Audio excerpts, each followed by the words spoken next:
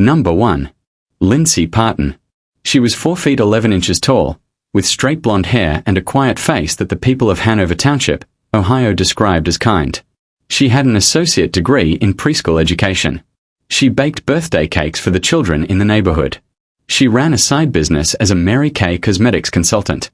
And every morning, 5 days a week, she opened her front door on Shank Road, bent down to hug a 3-year-old little girl named Hannah Wesh, and smiled at the little girl's father as he drove off to his construction job down the road. Everyone who knew Lindsay Partin believed she was a good person. The kind of woman you trusted with the most precious thing in your life. But on the morning of March the 8th, 2018, something broke inside Lindsay Partin, and a little girl who loved ketchup and laughter and the warmth of her father's arms never came home again. Hannah Jade Wesh came into this world on January the 11th, 2015. Her father, Jason Wesh, raised her alone. Hannah's mother, lledThe, had been arrested for selling and using heroin, and so from the earliest days of her life, it was just Hannah and her dad. Jason Wesh worked hard. He had found a construction job not far from the home they shared on Shank Road in Hamilton, Ohio, in Butler County. He needed someone to watch Hannah while he worked, and so he turned to his neighbor, Lindsay Partin, who lived just up the road. Partin, 36 years old at the time, had been looking after Hannah since 2017. She babysat the little girl 5 days a week, sometimes for as many as 8 to 12 hours a day. She charged $30 a day. She fed Hannah. She sometimes washed her clothes. By all accounts, she had grown to love the child and treated her almost like one of her own daughters. But there were pressures building inside Lindsay Partin's life that nobody around her fully understood. She and her longtime partner Timothy J. Smith were struggling. And in early 2018, Partin had suffered a miscarriage. The grief of that loss, prosecutors would later argue, had destabilized her emotionally in ways that would prove catastrophic for the little girl in her care. In the days leading up to March the 8th, 2018, something had already shifted in the way Partin treated Hannah.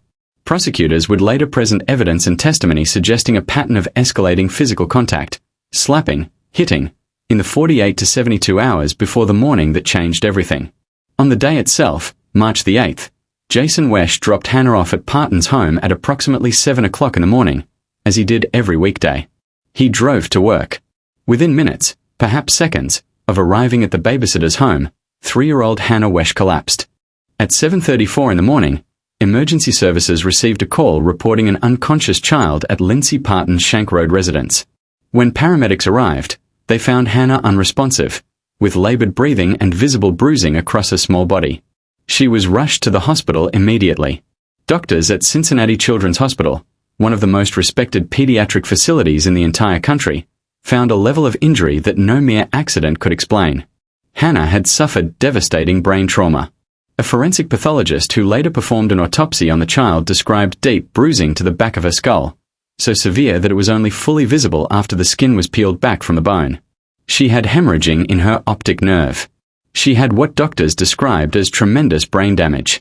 The medical staff at Cincinnati Children's Hospital worked for 10 days to save her life. On March the 18th, 2018, 10 days after she had walked through Lindsay Partin's front door for the last time, Hannah Jade Wesh was declared dead. She was 3 years old. Lindsay Partin was arrested within days on initial charges of assault and child endangerment. But as the full extent of Hannah's injuries emerged from the autopsy, a Butler County grand jury indicted her on charges of murder, involuntary manslaughter, and multiple counts of felony child endangering.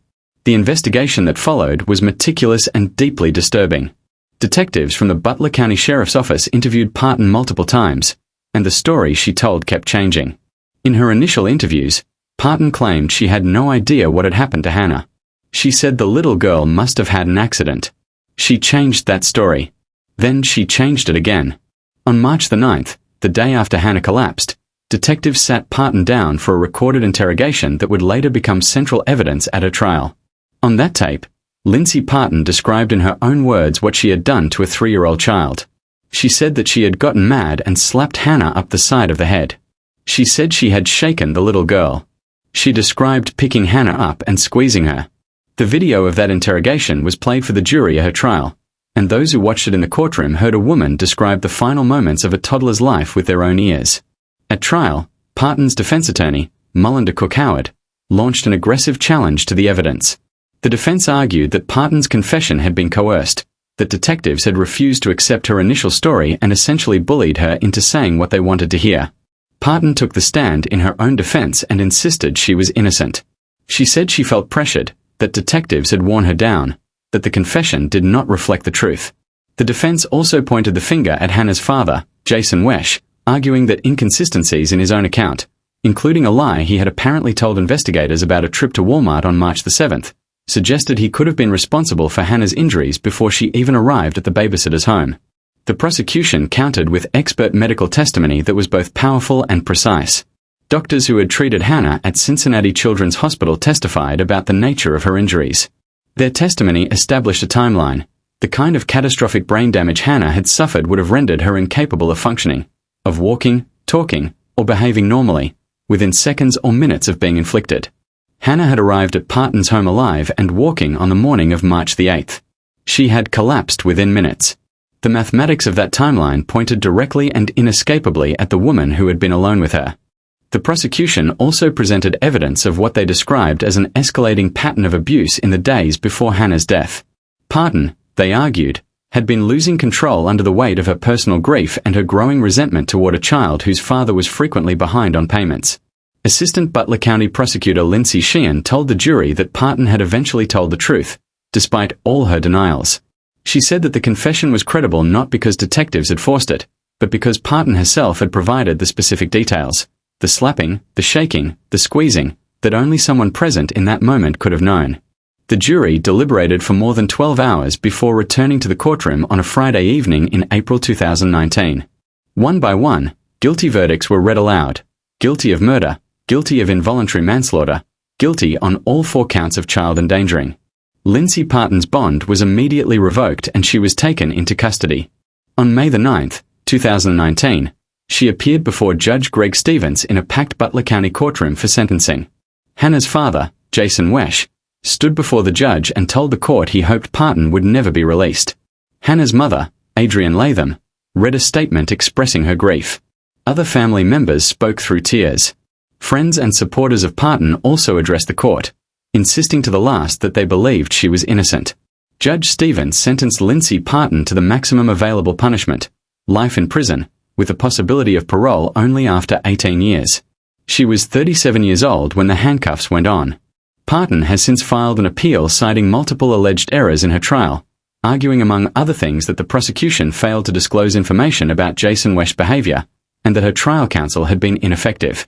As of the most recent available reporting, her conviction stands. Hannah Jade Wesh, born January the 11th, 2015, died March the 18th, 2018. She was 3 years old. She never got to start school. She never got to grow up. She is gone because the woman who was paid $30 a day to keep her safe lost her temper and ended her life. If you have not already done so, please like this video, leave a comment below, and hit the subscribe button so you never miss an episode of Midnight Cold Case. Number 2. Terry McKirchy. There are cases in true crime history that make you question the very nature of justice. Cases where the punishment handed down is so wildly disproportionate to the crime that you are left staring at the screen in disbelief. And then there are cases so extraordinarily rare that they defy every expectation of how the criminal justice system is supposed to work. Cases that span decades, outlast careers, and refuse to be closed because the truth refuses to stay buried. The case of Terry McKirchy and Benjamin Dowling is both of those things at once. It is a story that begins in the summer of 1984 in suburban Fort Lauderdale, Florida, and does not reach its legal conclusion until 40 years later, in the summer of 2024.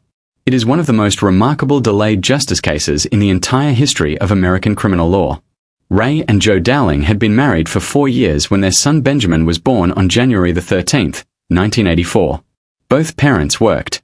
They needed childcare for their infant son, and so they hired a young woman named Terry McKirchy, then 22 years old, to babysit Benjamin at her suburban Fort Lauderdale home. On the surface, this was an ordinary domestic arrangement. 2 working parents, a trusted babysitter, a baby who needed looking after. There was no reason to think anything could go wrong. On the 4th of July, 1984, Ray Dowling arrived at McKirchy's home to collect her son.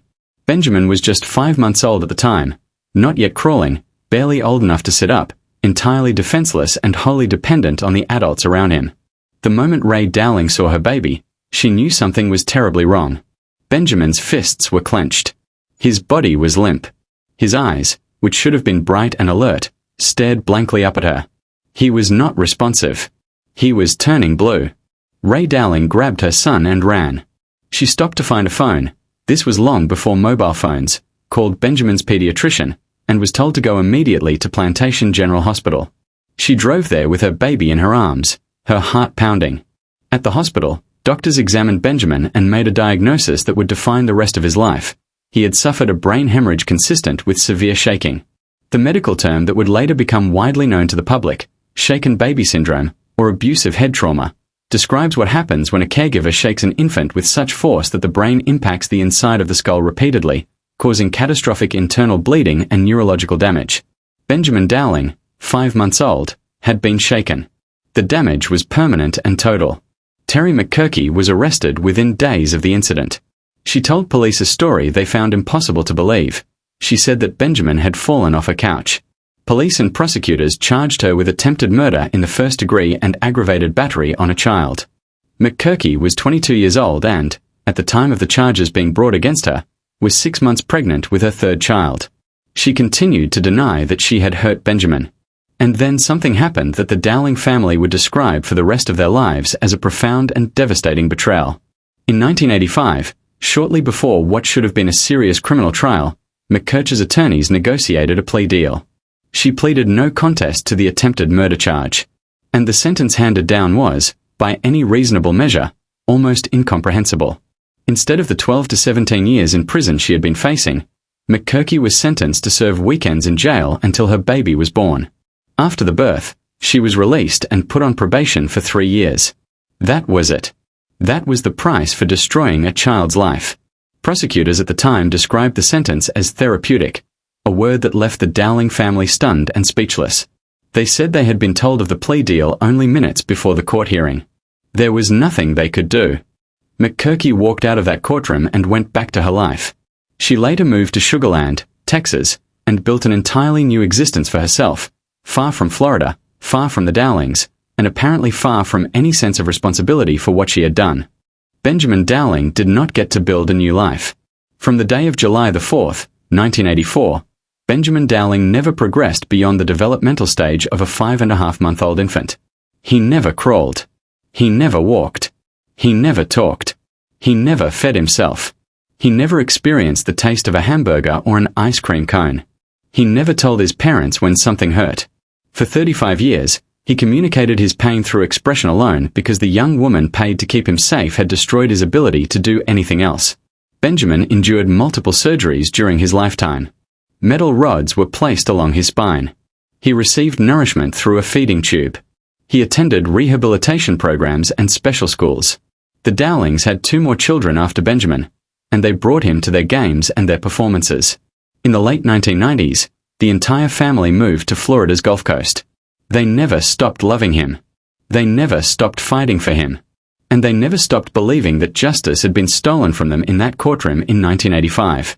On September the 16th, 2019, Benjamin Dowling died at his parents' home on Florida's Gulf Coast. He was 35 years old. He had spent every day of those 35 years in a condition caused entirely by another person's act of violence against him when he was 5 months old. After Benjamin died, a Broward County medical examiner performed an autopsy and made a determination that changed everything.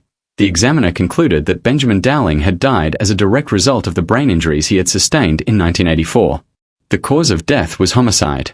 What had begun as an attempted murder charge in 1985 had now become, 35 years later, an actual murder. In 2021, a Broward County grand jury convened and indicted Terry McKirchy, now 59 years old and living in Texas, on a charge of first-degree murder in the death of Benjamin Dowling. McKirchy waived extradition and was returned to Florida. She had, in the intervening decades, always maintained her innocence, telling reporters in 1985 that her conscience was clear, that she knew she had not done it, that she had taken the deal only so she could put the case behind her and be with her children. Now, she was being charged with murder. The case took 3 more years to resolve.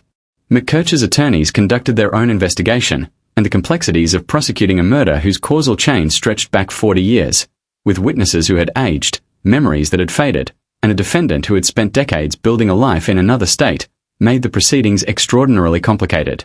But in August of 2024, Terry McKirchy, now 62 years old, entered a Broward County courtroom and pleaded guilty to manslaughter in the death of Benjamin Dowling. In a letter of apology read to the Dowling family by her attorney, McKirchy finally admitted what she had long denied. She said she had been feeling overwhelmed and exhausted by taking care of multiple children at once, and that she had struck the infant, causing his injuries. For the first time in 40 years, she admitted it.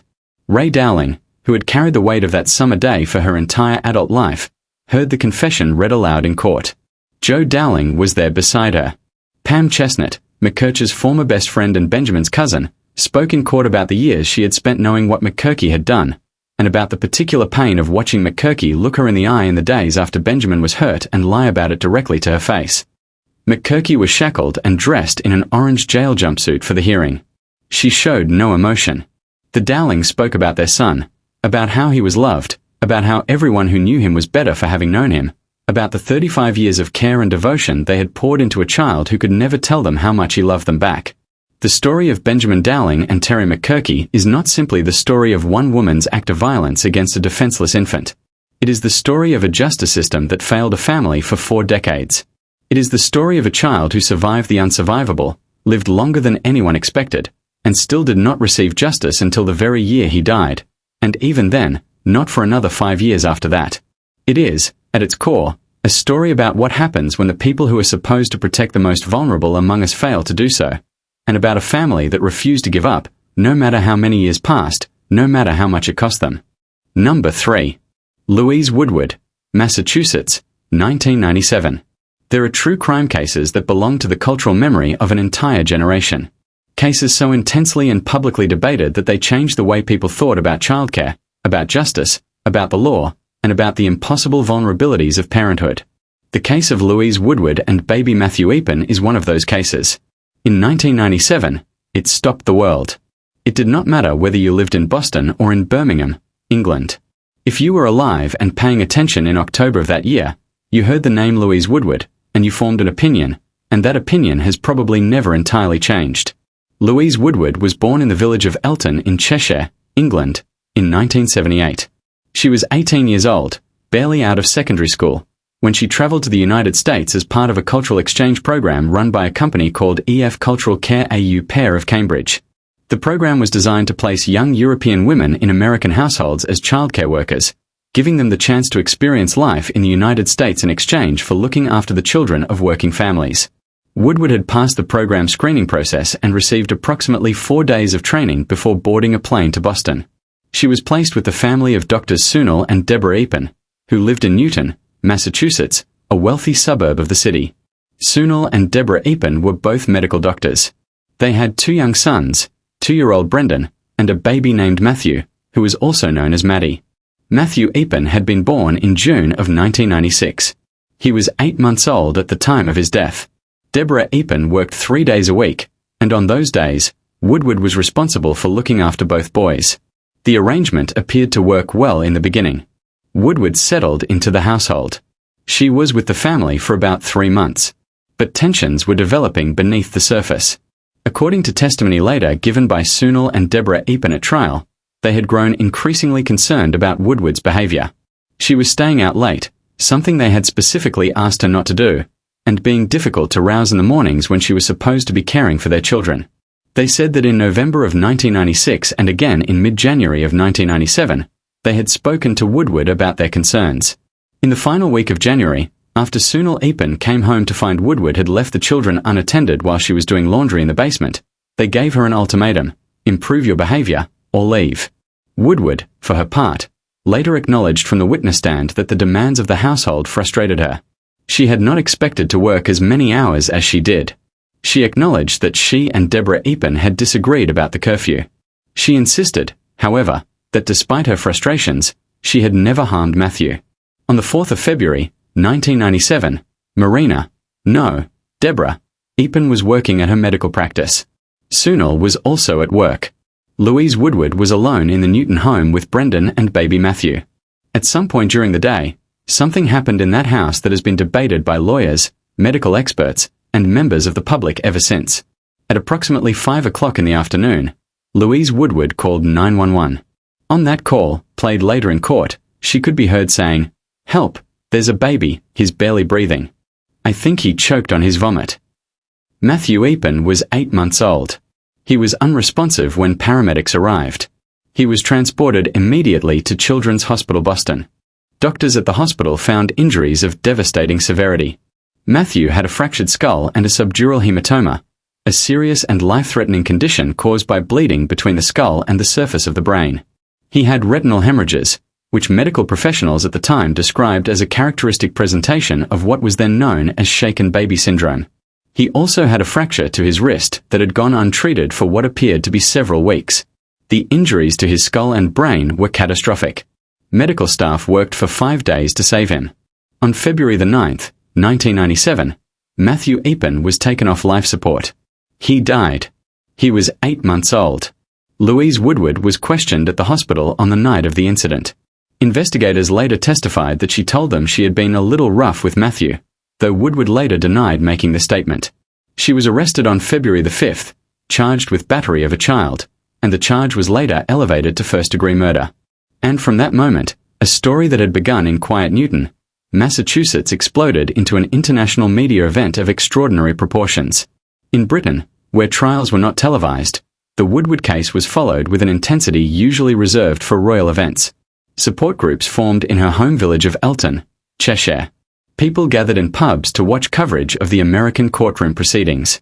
Woodward's youth, her Britishness, and the tragic facts of the case created a perfect storm of public emotion on both sides of the Atlantic. Many in Britain saw her as a naive teenager caught in a foreign justice system that did not understand her.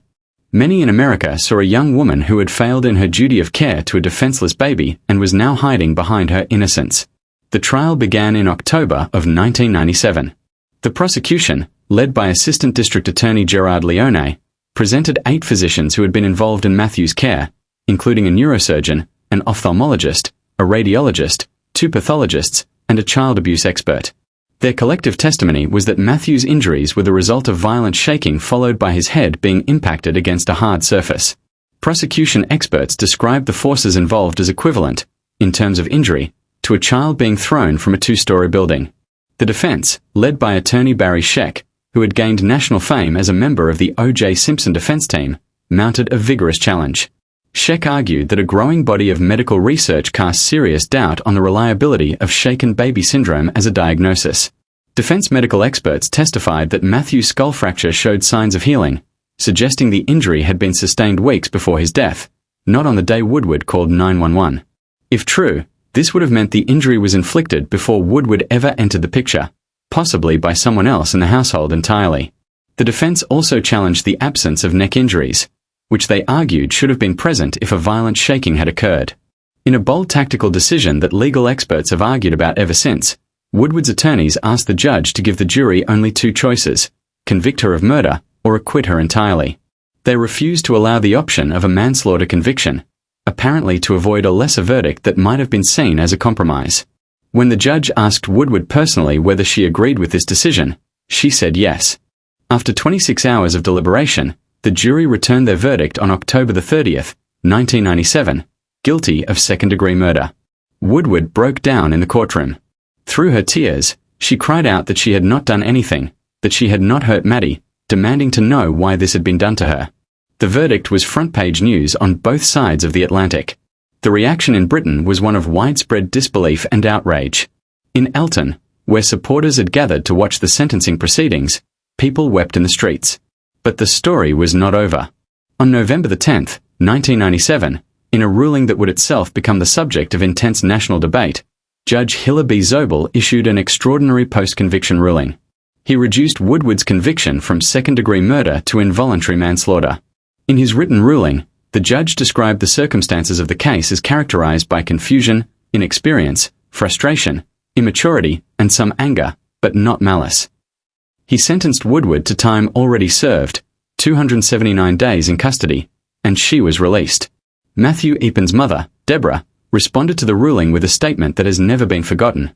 Louise took away Matthew, and the judge took away justice. The prosecution appealed to reinstate the murder conviction. On June the 16th, 1998, the Supreme Court of Massachusetts upheld Woodward's manslaughter verdict in a 4-3 decision.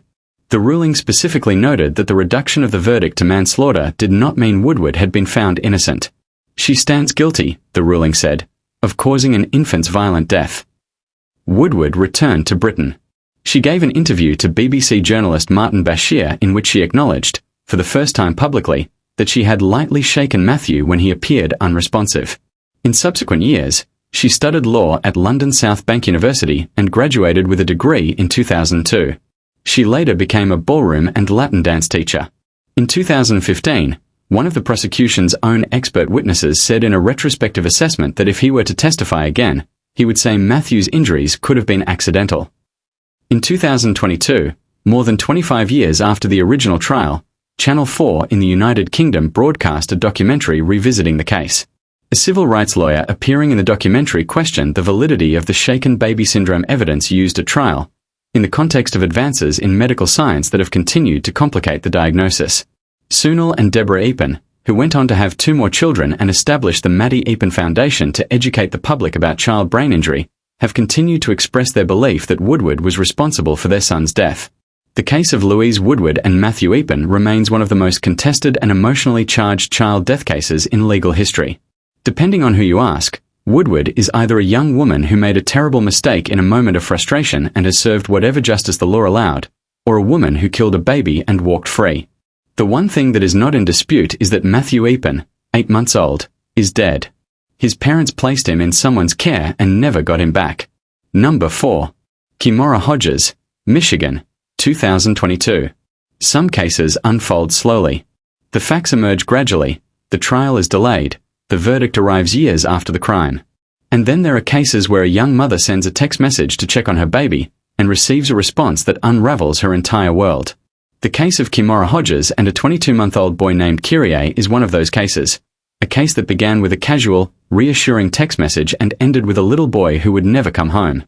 In June of 2022, an 18-year-old mother named Taylor Starks was working her shift and needed someone to watch her toddler son, Cheri. She turned to Kimora Hodges, a 21-year-old neighbor and friend who lived in the 30,000 block of Little Mac Avenue in Roseville, Michigan, about 16 miles northeast of Detroit. Hodges had been babysitting Cheri on a semi-regular basis for a couple of months. Taylor Starks trusted her. She believed Hodges genuinely liked Cheri and that her son was safe in her care. On June 13, 2022, Starks dropped Cheri off at Hodges' apartment. During the day, she received a message from Hodges saying that Cheri was sleeping. A little later, another message. Hodges told Starks that the toddler appeared to have eaten soap and was having an allergic reaction. Starks believed the story. She hurried to collect her son. When she arrived, what she found bore no resemblance to an allergic reaction. Cheri was in catastrophic condition. His mother posted later on a GoFundMe page the words that describe what she discovered. Her baby had blood force trauma to the head. He was bleeding from his ears. His brain was swelling so severely that he needed immediate brain surgery. Taylor Starks rushed her son to the hospital. Doctors performed emergency surgery. The medical findings were devastating. Cheri had suffered a subdural hemorrhage, bleeding between the brain and the skull, as well as bilateral retinal hemorrhages, the same type of eye injury seen in cases of violent impact to the head. Despite the intervention of the medical team, Cheri showed no brain activity. He lived without any measurable brain function for approximately 1 week before dying from his injuries. He was 22 months old. The investigation moved quickly. Roseville Police Department officers responded to the local hospital after medical staff reported the child's admission with severe head trauma, and detectives traced events back to Hodges' apartment on the day of June 13th. According to investigators, Hodges had beaten Cheri and thrown him against the wall of her apartment. In statements to police, Hodges admitted to having physically harmed the child. According to reporting by Law and Crime, she told detectives at one point, "Maybe I hit him too hard, but I didn't take my anger out on him." She initially appeared to have attributed Cheri's injuries to him having eaten soap. Hodges was charged initially with 1 count of first-degree child abuse. After Cheri died, prosecutors added a charge of felony murder, a charge that applies in Michigan when a death results from the commission of a felony. The case then entered an extended legal delay that would frustrate Cheri's family and the community of Roseville for the next 3 years. The delay came about because Hodges challenged the admissibility of 2 statements she had made to police officers during the course of the investigation. She argued that she had invoked her right to legal counsel during the interrogation, and that officers were required under the law to stop questioning her at that point. The central legal question, whether Hodges had unambiguously asked for a lawyer, wound its way through the Michigan courts. The Court of Appeals ultimately ruled that one of her 2 statements had to be suppressed, but that the other remained admissible. The case finally proceeded to trial. In July of 2025, 3 years after Cherier's death, a Macomb County jury was presented with the evidence against Kimora Hodges. The trial lasted 6 days. After deliberating for just 2 hours, the jury returned their verdict: guilty of felony murder and guilty of first-degree child abuse. 2 hours. That was all the time the jury needed to decide. On November the 4th, 2025, Kimora Hodges, now 24 years old, stood before Macomb County Circuit Court Judge Diane M. Drzinski for sentencing. The judge sentenced her to life in prison without the possibility of parole on the felony murder conviction, and an additional 15 to 40 years on the child abuse charge. Macomb County Prosecutor Peter J. Lucido, in a statement issued after the sentencing, said the sentence reflected the severity of the crime and underscored the justice system's duty to protect the most vulnerable. He offered his thoughts to Cherier's family, whose lives, he said, had been forever changed by a senseless act. Taylor Starks, Cherier's mother, had posted a tribute to her son on Instagram in the aftermath of his death. She had left him with someone she believed she could trust, a neighbor, a friend. She had done everything a young mother working to provide for her child was supposed to do. And the person she trusted had thrown her son against the wall. Cheri Starks was 22 months old. He is gone. And the woman who was supposed to be watching over him is now serving the rest of her natural life behind bars in the state of Michigan. Number 5. Yoselyn Ortega, New York, 2012. This is one of the most horrifying stories you will ever hear on this channel. Not because of an unknown perpetrator, not because of an unsolved mystery, not because of a case that dragged through the courts for years without resolution, but because of what was discovered in a bathroom on the Upper West Side of Manhattan on the 25th of October, 2012, by a mother who had simply gone to pick up her daughter from ballet class. What Marina Krim walked into that evening is the kind of thing that no parent, no human being, should ever have to witness.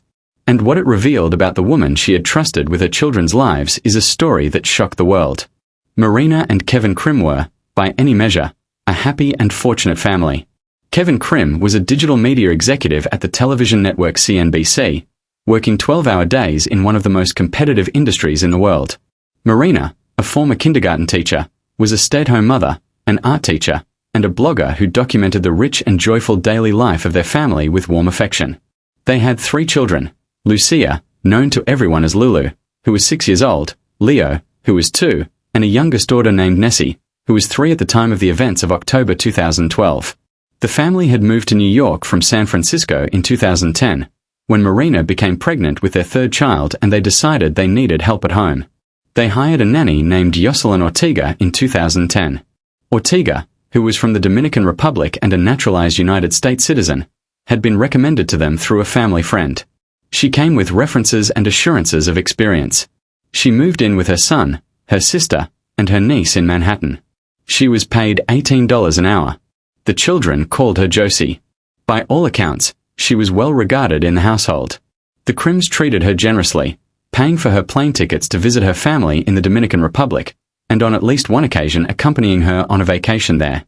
Whatever tensions existed were not visible from the outside. But beneath the surface, something was going wrong with Yoselyn Ortega. In the months before October of 2012, those close to her noted signs of significant mental deterioration. She had a history of depression and anxiety. She was prescribed medication that she reportedly refused to take.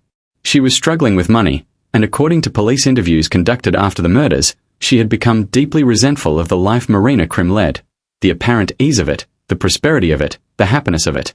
Investigators would later say that Ortega had approached Marina Krim to ask about getting more hours of work because she needed additional income, and that Marina had suggested she could take on some housekeeping duties as well as childcare. Whether this conversation enraged Ortega or simply confirmed a resentment that was already burning inside her is something only Ortega knows. What happened next is not in question. On October the 25th, 2012, Marina Krim left for the YMCA with 3-year-old Nessie for an afternoon swimming lesson. She had arranged to meet Yoselyn Ortega and 6-year-old Lulu at Lulu's ballet class at 5:30 in the afternoon. Kevin Krim was on a plane returning from a business trip to the West Coast. Ortega was at home with Leo and Lulu. At approximately 5:30, when Ortega and Lulu failed to appear at the dance studio, Marina Krim grew worried. She tried to contact Ortega by text and by phone. There was no response. Concerned, Marina took Nessie and returned to their apartment building at 57 West 75th Street, a 10-story doorman building on the corner of Columbus Avenue on the Upper West Side. The doorman told her he had seen Ortega and the children return to the apartment and had not seen them leave. Marina and Nessie went upstairs. The apartment was dark and quiet. Marina found no one. She went back downstairs and consulted again with the doorman, who confirmed the children were inside. She returned to the apartment. She opened the bathroom door. What she found in that bathroom will never leave her. Both of her children, 6-year-old Lulu and 2-year-old Leo, were in the bathtub. They were clothed. They were motionless. They were covered in blood. And Yoselyn Ortega was on the floor beside the bathtub, stabbing herself in the throat and wrists with a 13-inch kitchen knife. The building's superintendent and his 10-year-old son, who arrived moments later, also witnessed the scene. The bodies of the 2 Krim children were removed from the building on a single stretcher. Lulu had been stabbed more than 30 times. Leo had been stabbed 5 times. Kevin Krim, landing at John F. Kennedy International Airport on his way home from his business trip, was met at the gate by police officers. They escorted him to the hospital where the bodies of his children had been taken. At his request, doctors allowed him and Marina into an examination room where Lulu and Leo lay on gurneys, wrapped in sheets to their chins. They were beautiful and strange, he would testify at trial, in words that broke the courtroom's heart. Yoselyn Ortega survived her self-inflicted wounds. She was incarcerated at Elmhurst Hospital prison ward while she awaited trial, and was assessed by 2 New York state psychiatrists who found her mentally competent to stand trial. She was held without bail. Her trial did not begin until March of 2018, nearly 5.5 years after the murders. It was a 7-week ordeal that put the grief of the Krim family on public display and forced jurors to grapple with some of the most painful evidence ever presented in a New York courtroom. The defense argued that Ortega had been suffering from severe psychosis and depression at the time of the murders, and that she had not understood the nature or consequences of what she was doing. They called expert witnesses who testified to her mental state and described what they characterized as a profound and untreated psychological breakdown. The prosecution countered forcefully. Prosecutors argued that the planning evident in Ortega's actions, the deliberate use of a kitchen knife, the methodical nature of the attack on both children, her subsequent attempt to end her own life, demonstrated clear awareness of exactly what she was doing. She knew every stab, every slash, the prosecution told the jury. On April 18, 2018, after deliberating carefully over the evidence, the jury rejected the insanity defense and found Yoselyn Ortega guilty on 2 counts of first-degree murder and 2 counts of second-degree murder. Judge Gregory Caro, at sentencing on May 14, 2018, described Ortega as pure evil and sentenced her to life in prison without the possibility of parole. Both Marina and Kevin Krim delivered victim impact statements that day. Marina said that what Ortega had tried to destroy she had failed to destroy, because Lulu and Leo were powerful forces, 2 stars, she said, who would always lead her family forward. Kevin Krim, his voice breaking with a grief that had no end, said that his daughter and his son had brought into the world an obliterating warmth and light, and that Ortega, who he described as an evil and utterly dangerous narcissist, should live and rot and die behind bars as the permanent dark shadow of everything Lulu and Leo had been. Since their children's deaths, the Krims have had 2 more children. They established the Lulu and Leo Fund, a non-profit that provides creative education programs for disadvantaged children.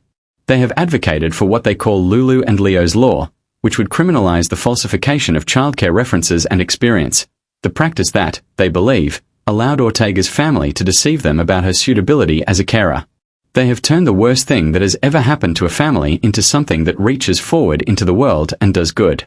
It is one of the most extraordinary acts of courage this program has ever had occasion to document. Yoselyn Ortega is serving life without parole in the New York State prison system. She will die there. Lucia Krim was 6 years old. Leo Krim was 2 years old. They were loved with everything their parents had. And the woman paid to protect them took them away in an evening that lasted less than an hour, and destroyed a family that did nothing but treat her with kindness. Number 6. Cheri Lynn Marler, Wyoming, 2022. The town of Kimora, Wyoming sits in the high desert of Lincoln County in the southwest corner of the state. Population just under 3,000 people. It is a small, tight-knit community where people know their neighbors, where trust is extended as a matter of course, and where a 5-year-old girl named Annabelle Knowles should have been perfectly safe in the home of a woman her mother had found through Facebook to look after her. Instead, what happened to Annabelle Knowles in November of 2022 is one of the most brutal and heartbreaking cases of child murder in recent Wyoming history. A case so violent, so prolonged, and so deliberately concealed that when the Kimora Police Chief Michael Kerr later spoke publicly about it, he said it was, in his personal experience, one of the hardest child abuse cases he had ever worked. Annabelle Knowles was 5 years old. She had a little sister. Their mother, Kayla Karchner, was going through a difficult period in her life at the time, dealing with personal issues including, by her own admission during the trial, heavy drug use. She had found Lynn Marler through a Facebook arrangement, an informal childcare agreement of the kind that many struggling families have to rely on. Marler was 51 years old at the time, living in Kimora, and by all external appearances a stable adult with no active violent history. Karchner left both of her girls with Marler, first for days, then for weeks, and eventually for what became most of the autumn of 2022. She visited only occasionally, sometimes bringing food and checking in when she brought the girls to the Arctic Circle restaurant where Karchner worked. What was happening inside Marler's home during those weeks was something that no outside observer, no social services check, no Facebook background reading could have prepared anyone for. The truth of it only emerged from medical evidence and from Marler's own partial admissions after Annabelle died. On November the 25th, 2022, at approximately 3:38 in the afternoon, officers with the Kimora Police Department received a call reporting an unresponsive child at Marler's residence. They arrived to find 5-year-old Annabelle Knowles in a state of catastrophic medical emergency. She was unconscious. There was visible swelling to the back of her head. She had bald patches on her scalp. She had bruising across her face and body. She was rushed to a local hospital and then flown to a specialist facility in Utah. Kimora Police Chief Michael Kerr later described arriving at the scene and feeling a weight that he had rarely felt in his career. This was not an accident. This was not a fall. Annabelle was declared brain dead upon her arrival at the hospital. On November the 26th, 2022, at approximately 9 o'clock in the morning, she was pronounced dead. She was 5 years old. When police spoke to Cheri Marler on the night of November the 25th, she told them that Annabelle had fallen down the stairs. That was the story she gave. But over the course of a 5.5-hour recorded interview with Police Chief Kerr that evening, the story began to unravel. By the end of that interview, Marler had admitted something she would later try to take back. She told the chief she had struck Annabelle in the head approximately 5 to 10 times in what she described as a clapping motion. When the chief asked her to demonstrate, Marler placed her hands apart and then brought them together, with the child's head, she said, between her palms. She also confessed to hitting Annabelle with kitchen utensils the day before the fatal attack. "I smack her too hard," Marler said, in words captured on the recording that the entire courtroom would later hear. Marler was arrested on November the 27th and charged with first-degree murder and aggravated child abuse. She was held without bond. When medical experts examined Annabelle's body, what they found was evidence of abuse that had not begun on November the 25th. It had been ongoing. The little girl had a broken back. She had a punctured lung. She had bleeding in her brain. She had multiple rib injuries. She had lacerations, scrapes, and bruising across her entire body. Old bruising and new bruising, bruising in various stages of healing, indicating abuse that had continued over a period of weeks. A child abuse expert who examined her at the hospital in Utah testified that Annabelle's injuries were the result of sustained child abuse, not a fall. A brain expert who studied her scans testified that the forces involved in the fatal injuries were similar in magnitude to those seen in high-speed car accidents or severe shaken baby cases. This was not a stumble on a staircase. This was systematic, prolonged, and escalating torture inflicted on a kindergartner. One additional piece of evidence that proved particularly damning came from the testimony of an acquaintance of Marler's who told police that, in the period before Annabelle's death, Marler had made remarks about the little girl that chilled the court. She had told this acquaintance that she hated the child, that she was sick of her, and that she just wanted to kill her. The acquaintance had reported these statements to police. They became part of the prosecution's case for premeditation. At trial, Marler reversed course entirely. She took the stand in her own defense on Thursday, May the 9th, 2024, and told the jury that she had not hurt Annabelle. She said the child had fallen down the stairs. She said that her recorded confession to Police Chief Kerr had been a fabrication, that she had made up the story of the clapping and the hitting not because it was true, but because she had wanted the interview to end.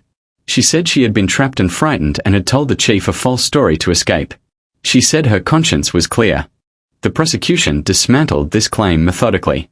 They pointed out the specific, granular detail in Marler's confession, the clapping motion, the kitchen utensils, the specific number of strikes. They asked how someone inventing a story to end an interview would include those kinds of precise details.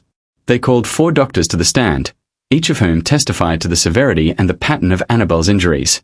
Lincoln County Deputy Attorney John Bowers told the jury in closing argument that it was difficult, even impossible, to imagine someone doing what had been done to a 5-year-old child, but that the facts told them someone had done it, and the only person who had been alone with Annabelle throughout the weeks of her abuse was Cheri Marler. The jury deliberated for just over 4.5 hours. On May 10, 2024, they returned guilty verdicts on both counts, first-degree murder and child abuse. On June 5, 2024, Lincoln County Judge Joseph Blumel sentenced Cheri Marler to life in prison without the possibility of parole. Members of Marler's family spoke at the sentencing, asking for mercy and describing a woman they said had overcome addiction and was incapable of violence. The child's mother, Kayla Karchner, submitted a letter to the court asking for the maximum sentence. Judge Blumel sided with the state. Cheri Marler will spend the rest of her natural life in a Wyoming prison. Annabelle Knowles, who was 5 years old, who had a little sister, who should have started school and grown up and lived a whole life, is gone. She suffered in the weeks before her death in a way that no child should ever suffer, at the hands of someone her mother trusted to keep her safe. Number 7. Rhonda, Jewell, Florida, 2023.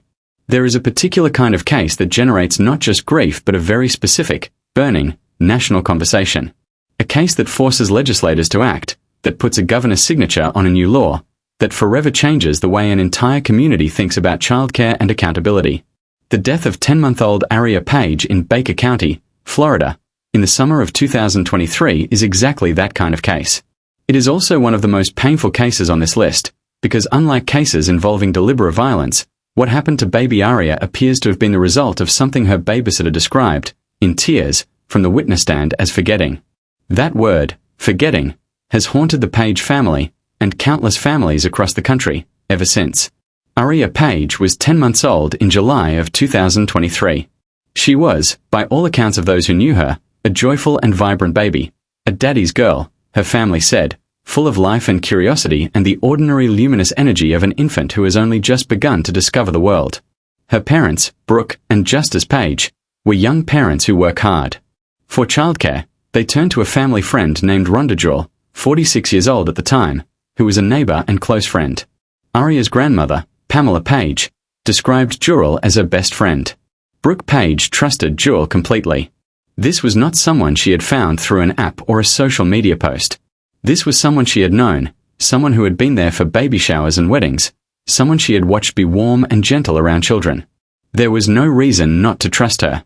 On July 19, 2023, Rhonda Jewell picked up Aria that morning as she regularly did. What should have been an ordinary Thursday in Baker County became the worst day of the Page family's lives. That day was a summer day in Florida, one of those days when the air outside is thick with heat and the interior of a parked car becomes a furnace within minutes. At some point during that day, Rhonda Jewell left baby Aria strapped in her car seat inside her SUV and went inside her house.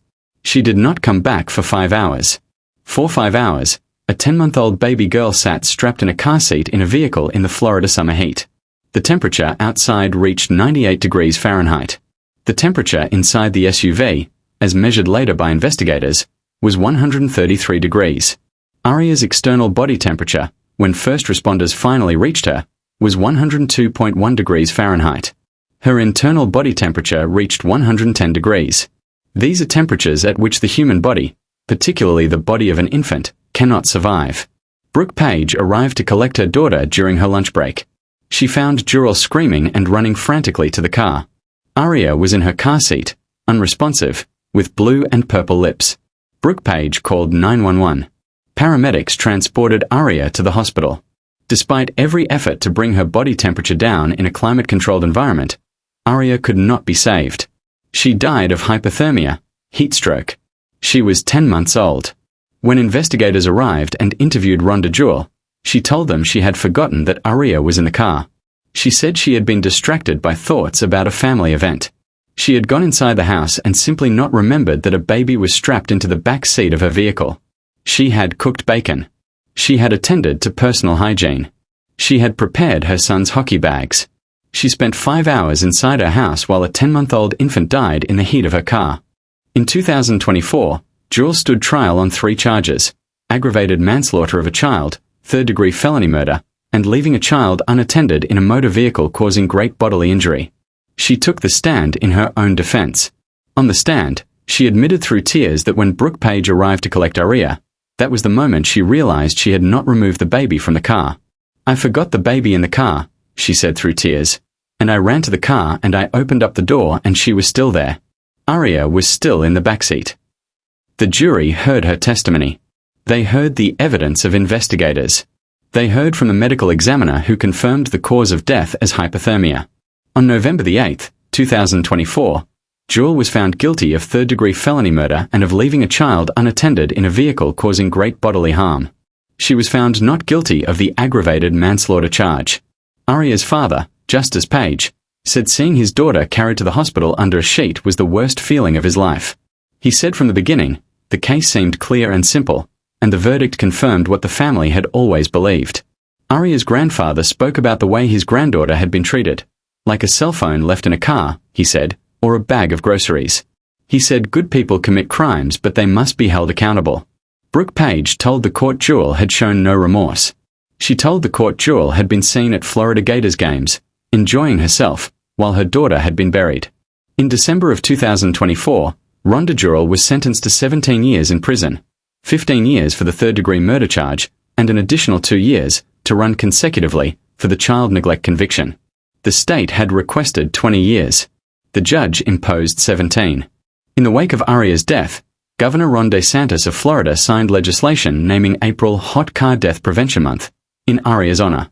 Her mother, Brooke Page, became an advocate for child safety, encouraging parents to use real-time tracking apps, to check in frequently with caregivers, and never to assume their child is safe without direct confirmation. She said grief never goes away. She said she and her husband go to the cemetery and they cry, or they lie in bed together and they cry. She said she draws strength from a younger son born after Aria's death. Rhonda Jewell filed an appeal of her conviction almost immediately after sentencing, arguing issues around the jury instructions provided at trial. A Florida judge granted her a supersedeas bond of $100,000 pending the outcome of the appeal, allowing her to be released from custody under strict conditions while the appeal proceeds. The Page family, learning of her release, described it as deepening their pain. Aria Page would have turned 3 years old in September of 2026. Instead of planning a birthday party, her family planned a funeral. She was 10 months old. She never even got to walk. Number 8. Sarah Cindy White, Indiana, 1975. Of all the cases on this list, this is the one that refuses to be categorized simply as a story of evil. It is, at the same time, a story of violence, tragedy, failed institutions, and a teenager who was herself a victim long before she became a perpetrator. It is the case of Sarah Isabel White, known to everyone as Cindy, who in December of 1975 set fire to a home in Greenwood, Indiana, and killed a family of 6. It is a case that has been debated in courtrooms and living rooms and television studios and newspaper offices for 5 decades. And it is the story of a woman who, as of 2025, remains the longest-serving female prisoner in the entire history of the Indiana Women's Prison. To understand what Cindy White did, you must first understand what was done to Cindy White. Born in June of 1957, Sarah White was one of 6 siblings raised in a home that offered her almost nothing in the way of safety or stability. From the age of 8, her father sexually abused her. It was ongoing, sustained, and devastating abuse that continued until his death in 1971, when Cindy was around 13 years old. She told her mother, who was an alcoholic, what her father was doing to her. Her mother told her only to make sure she was never alone with him. No one helped her. No one intervened. By the time her father died, the psychological damage had been profound. After her father's death, Cindy's mental health deteriorated severely. Her mother died in early 1975. With both parents gone, Cindy was adrift.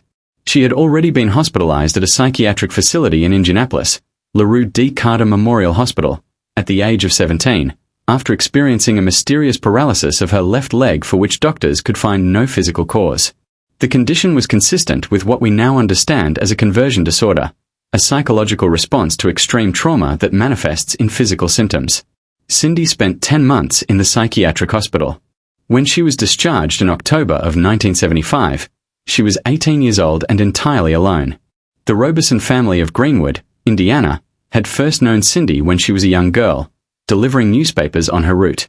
They had befriended her and, over time, became a safe haven for her, perhaps the closest thing she had ever had to a stable home life. When Cindy was released from the psychiatric hospital, it was the Robesons who took her in. Charles and Carol Robeson opened their home to the damaged young woman, gave her a room, asked her to help care for their 4 children, and charged her just $20 a month in rent. Cindy was their live-in babysitter and, in a very real sense, a member of the household. They treated her with kindness. They gave her stability. But something inside Cindy White was already broken beyond the Robesons' ability to fix. Exactly what happened in the Robeson house during those autumn weeks of 1975 is something that Cindy White herself has never fully explained to anyone's complete satisfaction. What is known is that on the night of December the 31st, 1975, New Year's Eve, after the Robeson family had gone to bed, Cindy crumpled up some newspaper, placed it near the family's Christmas tree, and set it on fire. The fire took hold quickly and consumed the single-family home at 24 Sayre Drive with terrifying speed. Neighbors woke to the sound of flames and the sight of Cindy White outside the house, in thin pajamas, barefoot in the winter cold, with her hair singed, her face covered in soot and burns, screaming and trying to crawl back into the burning building. Neighbors and first responders had to physically restrain her.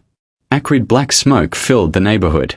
Flames shot 30 feet into the sky. Charles and Carol Robeson and all 4 of their children died in the fire. Cindy White was the sole survivor. She was taken to hospital with serious burns to her forearms and face. She was initially treated, questioned, and then, as investigators began to piece together what had happened, arrested. She was tried in the summer of 1976 in what was, by today's standards, a stunningly rapid proceeding. The trial lasted a matter of days. Almost nothing of the history of abuse that had shaped Cindy White's life was presented to the jury, because Cindy was too ashamed to speak about it and her defense attorneys apparently did not investigate her background with any depth. The jury heard the facts of the fire. They heard that Cindy White had said it. On May the 21st, 1976, the judge imposed 1 life sentence for each of the 6 victims. 6 life sentences, without the possibility of parole. She was 18 years old. Cindy White has been in prison ever since. She is now in her mid-60s. She is, by official designation, Indiana's longest-serving female prisoner. She has appeared in multiple television documentaries over the decades, including an episode of Court TV's Interview with a Killer broadcast in 2025, where she sat across from Court TV journalist David Scott and spoke about her life, her crimes, and her remorse. In a late confession, she admitted that she had set the fire deliberately, using matches and newspaper near the Christmas tree, but maintained that her intention had not been to kill the Robesons. She said she had felt trapped, that she thought a fire would give her a chance to escape, that she never intended for anyone to die. Former FBI profiler and homicide expert Candace DeLong, after meeting with White in prison, publicly described the Cindy White case as one of the greatest miscarriages of justice she had ever witnessed, describing White as effectively the 5th child victim in the case. A young woman so damaged by abuse and institutional failure that what she did, while unquestionably catastrophic, occurred in a context that the justice system of 1976 was entirely unprepared to understand. Indiana's parole board has denied her clemency petitions repeatedly. Governors have declined to commute her sentence. The Robeson family, Charles, Carol, and their 4 children, are gone. 4 of those victims were children entrusted to Cindy White's care. Whatever we believe about her culpability, whatever we believe about whether the sentence she received was just or excessive, the fact of their deaths is not in dispute. And the suffering Cindy White herself endured before she ever set foot in their house is a reminder that the chain of harm that leads to a tragedy like this one rarely begins with the person holding the match. Number 9. Dylan Schumaker, New York, 2014. There is a particular horror in a case where the person responsible for a child's death is barely older than a child himself. Dylan Schumaker was 16 years old when he killed a 23-month-old boy named Austin Smith in Springville, New York, a small town in Erie County, south of Buffalo. He was babysitting his girlfriend's son. He was a teenager who lost his temper with a toddler. And what he did in that moment of rage cost a little boy his life, cost Schumaker his own freedom, and became one of the most discussed cases of juvenile homicide through child abuse in recent New York state history. The facts of the case, as established at trial, are grim in their simplicity. Dylan Schumaker was watching Austin Smith, his girlfriend's toddler son, who was 23 months old and just 4 days from his second birthday, at the home Schumaker shared with his parents in Springville, New York, in the spring of 2014. At some point during that babysitting period, Schumaker became frustrated with the child. He admitted at trial what he had done. He slapped Austin. He spanked him. He slammed him to the floor. And then he punched him repeatedly in the head through a pillow. The injuries Austin Smith sustained as a result of that attack were fatal. Schumaker, who took the stand at his own trial and testified about what he had done, was charged with intentional murder, a charge that required prosecutors to prove not just that he had caused Austin's death, but that he had intended to kill him. This is an exceptionally high bar in cases of child homicide, and Erie County District Attorney Frank Sedita III acknowledged that it was one of the most difficult things to prove in any courtroom, because it is deeply difficult for any jury to accept that a 16-year-old had made a conscious decision to kill a toddler. Schumaker himself insisted throughout the proceedings that his intent had never been to kill Austin, that he had lost his temper, that his actions had been reckless and violent, but not premeditated. The jury, after less than 3 hours of deliberation, disagreed. They found Dylan Schumaker guilty of intentional murder in the death of Austin Smith. He was 16 years old at the time of the verdict. Under New York law, he faced a maximum sentence of 25 years to life, and that sentence was imposed when he appeared for sentencing before Justice M. William Boller on January 10, 2015. He received 25 years to life in a New York state prison. The reaction of Austin's family in the courtroom was not what might have been expected. Austin Smith's maternal great-grandmother, Rita Little, said through tears that she felt justice had been served, but that she also forgave Dylan Schumaker because she believed God would want that, and because they had to move on. Austin's maternal grandmother, Tracy Smith, said that Dylan's life was essentially over before it had started, and that she felt for his mother and his family. Nobody, she said, comes out of something like this unscathed. Dylan Schumaker remains in a New York State correctional facility. Austin Smith, who was 23 months old and 4 days from his second birthday on the day he died, never got to blow out the candles on his second birthday cake. He never got to start nursery school. He never got to grow up. He is the kind of victim who is forgotten too easily in the noise of public debate about juvenile justice and the age of criminal responsibility, but his name deserves to be spoken, and his life deserves to be remembered. Number 10. Sarah Cindy White has already been covered at number 8. For the final case, the fully verified, nationally prominent, deeply documented replacement case is that of a babysitter whose story has resonated across the country and serves as one of the most powerful closing cases this documentary could present. Number 10. Zachary, Walton, Utah, 2024. If you have been watching this channel for any length of time, you know that the cases that stay with you longest are rarely the ones that are the most dramatic in their external details. They are the ones that are the most ordinary, the cases that happen in the places you recognize, to the people who look most like the people you know, in the moments that feel most like moments you have lived. The case of Zachary Walton and a 4-month-old girl in Midvale, Utah, is one of those cases. It took place not in the dark of night but in the ordinary course of a day.